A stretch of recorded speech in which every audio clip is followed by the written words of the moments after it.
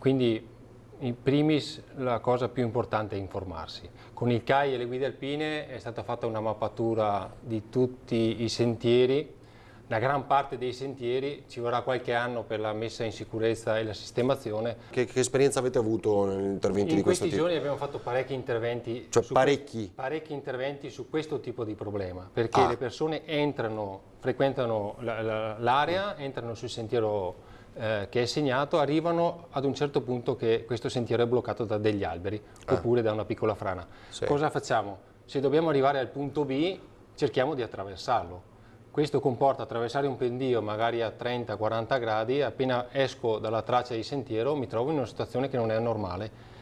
La stessa visibilità cambia e perdo l'orientamento, quindi attraverso il primo albero, attraverso il secondo, dopo 3 ho già perso l'indicazione di dove mi trovo e non riesco più a tornare sui miei passi. Ricordarsi che una volta arrivati di fronte a questo intrigo di alberi non è né svilente né sminuente della persona la decisione eventuale di tornare indietro.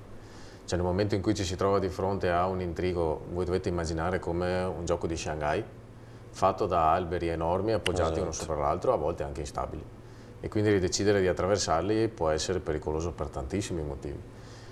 Arrivati lì di fronte sarebbe anche bene domandarsi se non sia il caso di tornare indietro.